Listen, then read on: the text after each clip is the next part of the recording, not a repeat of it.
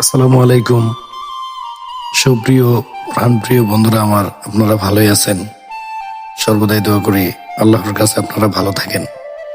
আসলে আমি ভিডিও বানাই, আমি যে কন্টেন্ট বানাই ভাইরাল হওয়ার উদ্দেশ্যে নয়, মানুষের প্রতি সুদৃষ্টি রেখে আমার সহানুভূতির জায়গা থেকে আমার ভালো লাগে, আমি তাই বানাই।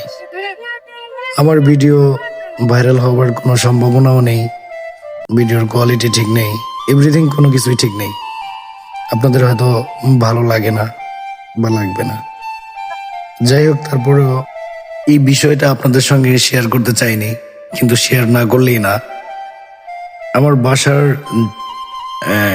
ভিতর থেকে বাহির সাইডে আমি লক্ষ্য করে দেখি এরকম ময়লা আবর্জনার ভিতরে তারা ময়লা খাবারগুলি রেখে গেছেন।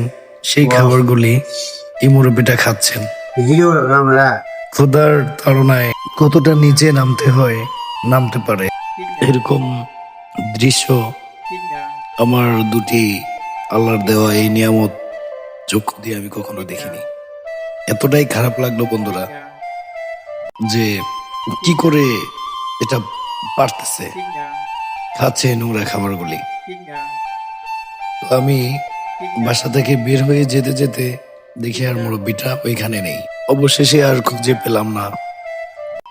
আল্লাহর দেখেন কত নিয়ামত আমরা খাচ্ছি, শুকরিয়া জানানো দরকার। আলহামদুলিল্লাহ, শুকরিয়াটুকু আমরা জানাতে চাই না।